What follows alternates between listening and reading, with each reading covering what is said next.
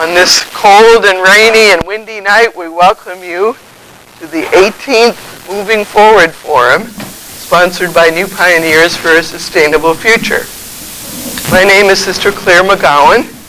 I'm Director of New Pioneers and one of the Dominican sisters from the community here at St. Catherine.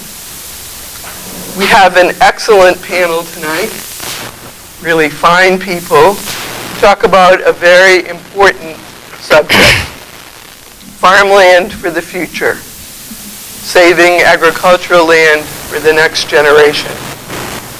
As I was getting my mind around preparing for this forum last week, I happened upon a Halloween Facebook post from the American Farmland Trust. And the post was a photo of a lot of grotesque-looking pumpkins, jack-o'-lanterns. And the caption was, "You know what's scary? A future without farmland." So that's what we're here to talk about tonight, with some very fine people who have a great deal of expertise and experience with farmland for the future. Our first panelist is Dr. Steve Isaacs of the University of Kentucky College of Agriculture. Steve is a native of the great state of Tennessee, our neighbor. He says about himself, born hillbilly and never got over it. Afraid not. And Steve has been teaching at UK for 26 years. He teaches farm management and leadership development in the classroom and across the state. Steve has actually worked in 118 of the 120 Kentucky counties. So he knows our state well. Our second panelist is Chris Kubale. Chris lives on the Boyle County farm, which her grandfather bought, get this, in 1894. She and her husband raised their children on their dairy farm, while Chris had a career off the farm as a psychotherapist in private practice. Chris is deeply concerned about our food supply and the future of family farms. And our third panelist is Cody Rakes. Cody is the Director of Farm and Land Development at the Loretto Mother House Farm in Loretto. He and his wife, Angela, along with their delightful 8-month-old daughter, Elizabeth, are young farmers searching for an opportunity to farm their own plot of land sustainably and profitably, which has proven a difficult task, going head-to-head at the auction block against developers and other established farmers. So, very fine panel, very important topic. We thank you, all three of you, very much for coming. We thank all of you in our audience for coming, and we look forward to a very profitable conversation. So Steve, would you like to start us off? I will indeed. And do I need to use the hand mic or is the phone mic good? Can y'all hear me? No, that doesn't do anything. That's for the TV. Oh, that's for the TV. So I do need to use the hand mic. Okay. Well, thank you, Sister Claire, and for having me here. This is a topic that has been sort of the focus of my extension program across the state for the last 2 or 3 years. And one of the big reasons for that is, as I look around the room and occasionally as I look in the mirror, farmers are getting older. By the last USDA census, average age of principal operators on family farms was 58.3. That has been increasing about 1 year per 5-year census cycle since the 1970s. So we are indeed occupationally one of the older occupations. Bureau of Labor Statistics keeps some numbers, and they actually look at median age of farmers a little differently than the USDA does in the census, and they tag the average age of farmers at 55.9, and that is the oldest occupational category that they keep data on. Now, would you care to guess the next 4? What groups are nearly as old as farmers? Presidents. Presidents? Not an occupational category. Occupational category of 1. So, not a bad guess. Anybody else? I guess. Doctors? Doctors? Nope. Turned out a lot of new folks out of medical school. Legislators. Nope. Cody Stoll? University professor. I know, somebody always says that and I'll be like, Well, since they are one. yeah. Walmart greeters. Walmart greeters, that's probably it, yeah. Bus drivers, Bus drivers. clergy, Really? judges, and crossing guards. I didn't know that was an occupational category. But yeah, so that's why, and we've got about 911 million acres of farmland in this country, and USDA did some survey work a few years ago, and over a 5-year period, about 10% of that's going to change hands. That's 93 million acres, and 3/4 of that will change hands within families. So age of farmers, the way land is owned, there's been a lot of demand for me to come out. I've talked to woodland owners, I've talked to cropland farmers, livestock farmers, done a series of meetings across the state, sometimes in full day or 2-day workshop settings, and had a lot of people come out to those meetings. So it is something that there's a lot of concern about. And lots of folks come out and ask, we try to raise 4 questions to get folks to thinking about transitioning a farm from one generation to the next. And the first one is, do all the generations want that to happen? And I think that's one of the things we're talking about here tonight. And if we transition that, how do we do that? Clearly, one of the transitions, Sister Claire, is to sell out. That is one of the transitions. But culturally, in farming and agriculture, we have tended to build a culture where we have this expectation that our kids are going to come back, Chris, and farm. And oftentimes they don't want to. I work with a lady out of Iowa who does a lot of this kind of work, and she talks to young people, and as do I, and they'll say, well, I want to go back to the farm. And she says, have they asked you? And that's a good question. We need to know, both generations, if we're moving from one generation to the next, need to have some common goals and things that they want to do. Cody, we build an expectation in agriculture that our kids are going to do that. I'll bet you're buying Elizabeth farm toys and farm books. And I did that with my son. I give this advice to my students, and Cody and his wife Angela were students of mine a few years ago. I say, and this is speaking from experience, do not teach your son to say John Deere before he can say mama. Big mistake.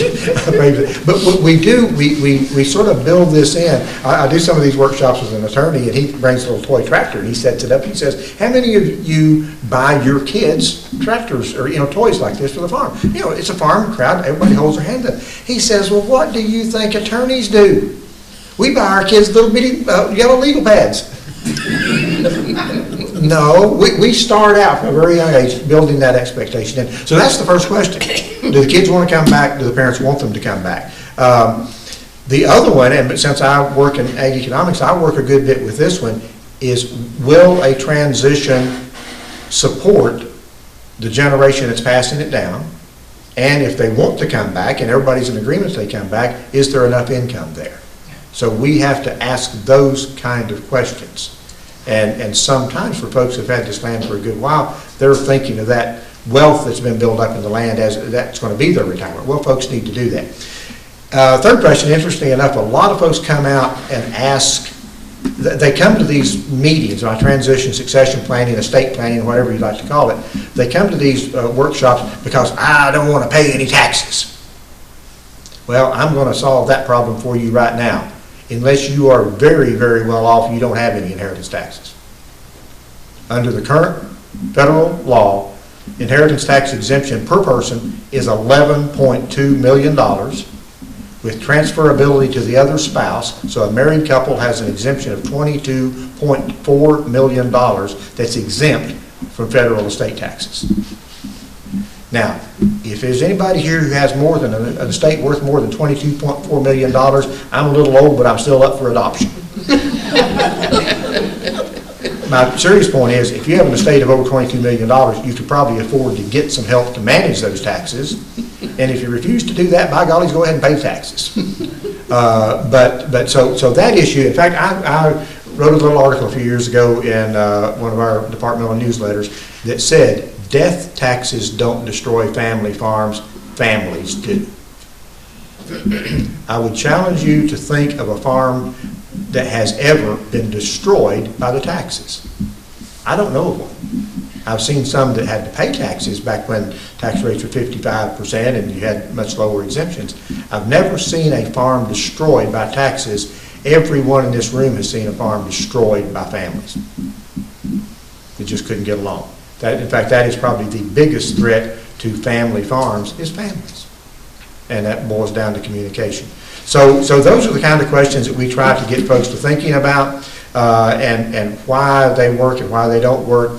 I certainly have a lot of demand for these kind of sessions because of this aging, because we're transferring land. But the topic tonight about what do we do when we're looking at transition, and if we don't want to transition that or consider the options transitioning that down into another generation to another family, and this discussion of what we do with the land. And I want to make this point, and I'll close out with this. I have seen neighbors or family members who have never disagreed on anything in their entire lives, politically, socially, religiously. They root for the same sports teams. They have the same interest. They've just been lockstep in everything in their entire lives. One wants to sell to a developer, the one wants to keep their farm, and all of a sudden they're bitter enemies. And that happens within families. It happens up and down the roads, and I've seen that happen with neighbors. So this is serious stuff. 83% of the assets in agriculture are land. It is the overwhelming majority of the assets in land. And how we transfer those effectively to a next generation has been a driver for my extension program. And so I'm interested in hearing what Chris and Cody have to say, and then we'll have some discussion. So hang on to your questions. We'll get to those later. Chris. Okay. I lived on a farm that my grandfather bought in 1893. And I married a man who also, his family had farms. And my grandfather said to my father, you need to keep farming, you need to farm. And so he did. And then my father said to my brother, because, he said to my brother, you need to keep farming, so he did. But I inherited that from the home place, and he had another farm. My husband's father, they said, oh, you need to keep farming because you need to save the farm. And so we had a grade A dairy, and my husband and I realized that this model was not sustainable. And so when our children came along, even though they worked on the farm and helped on the farm, we said, you have to get your education, because we don't think that farming as we are doing it today is sustainable, and you've got to make a living elsewhere. Well, we were right, because we were in a grade A dairy, and how many grade A dairies are there left around here? My grandfather started out with mules and then raised bluegrass seed, and then tobacco, and then cattle, and now we've got sheep on our farm, and so we know lots and lots about transitions. So anyhow, my two children went to school and got educated, and one lives in Cincinnati and one lives in Washington, D.C., with careers of their own, but an incredible love for the farm and coming back to the farm. And my husband died 11 years ago, and at that time it was, he had been ill for quite a while, and frankly, we were not good stewards in that we just had somebody come in and take care of it, and we were otherwise occupied, and I didn't give it much attention. But then when my husband died and my children inherited his half of the land, so they each own a fourth of the land. we decided that this was an asset that we owned with no debt on it, and we were getting increasingly concerned about food and how farming was done, and some of the practices that we witnessed in the way people took care of animals, shooting them up with antibiotics, and well, it didn't fit our model. So we began talking about what we really valued as far as this farm we had.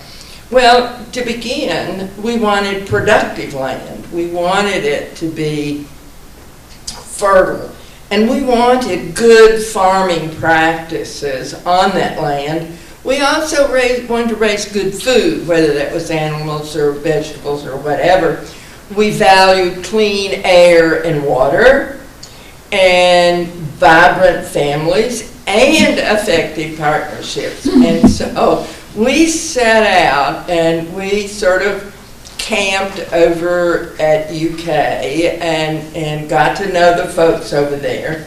We wanted to have collaborative relationships with them and community partners, and we wanted to good environmental practices. And so when we got our ducks in a row and sort of figured out what we wanted, and we thought, whoa, where do we go from here? And so the UK people were really helpful, and they asked us to go to, we went to a conference over at K-State, and we had taken some pictures, and of course my children are techies, you know, and so we had this wonderful PowerPoint and with all of the family pictures and the farm and everything. And so we essentially said, we have the land, we have the water, we have the buildings,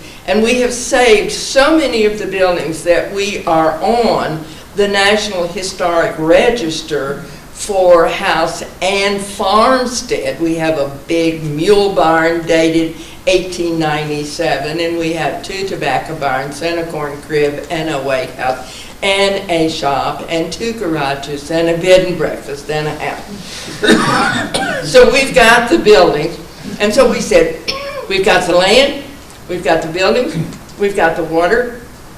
Now, where are you? We need you.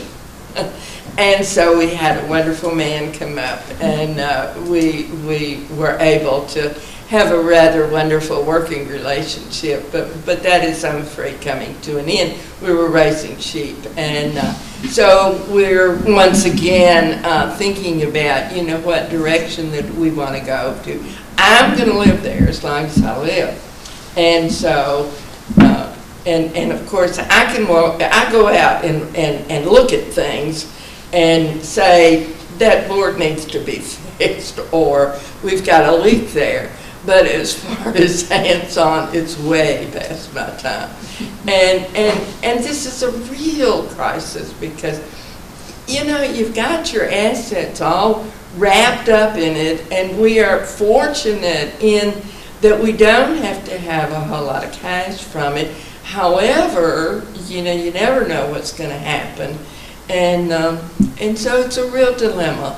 We don't want to, and another thing, we're right on the Danville city limits, and there are subdivisions all around us. We're almost totally surrounded by subdivisions. And I walk down Main Street and I can just feel their eyes on me.